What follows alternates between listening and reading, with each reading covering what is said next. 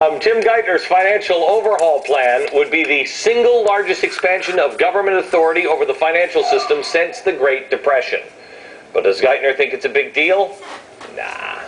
I was actually watching the testimony the other day, and this congressman comes on, and I'm like, go get him, congressman. Watch this.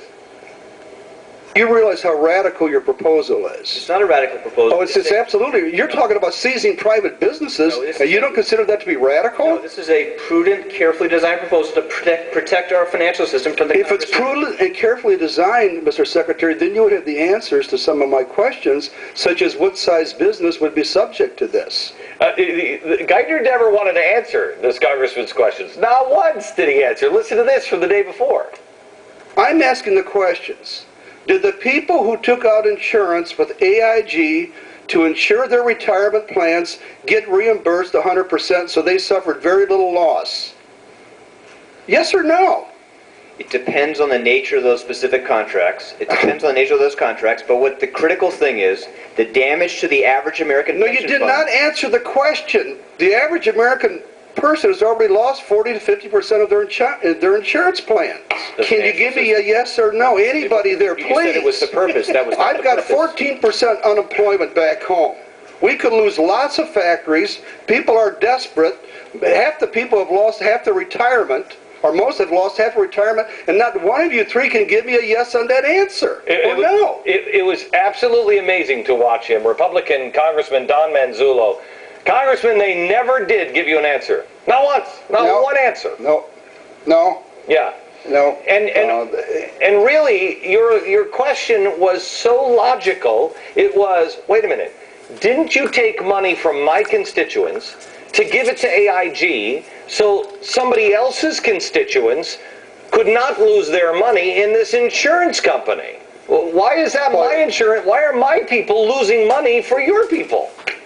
Actually, it's worse than that, Glenn. What we found out is that AIG issued insurance policies to some pension plans to minimize the risk of loss in those pension plans.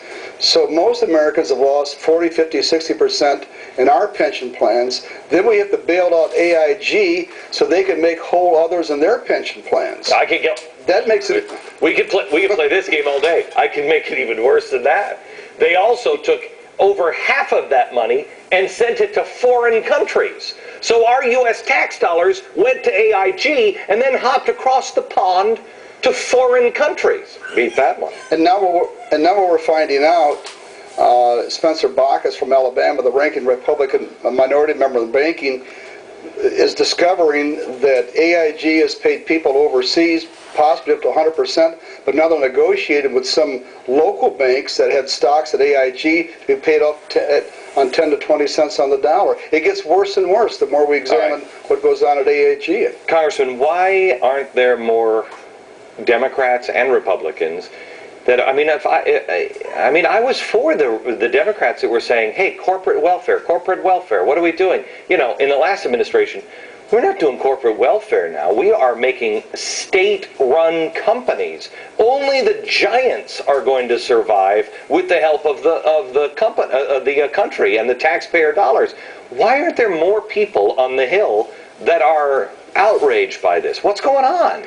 Well, I think what's going on, Ben, there's so much going on. The war in Afghanistan, the Iranians and the North Koreans threatening with additional nuclear capabilities, cap and trade, socialized medicine. I think it's an effort by the administration to put so many things on the table at one time, overwhelm the people in the American Congress that bad things get through. Yeah. I mean, we found out, we were given a memo that was circulated by the chairman of our committee, Barney Frank. Oh, wait.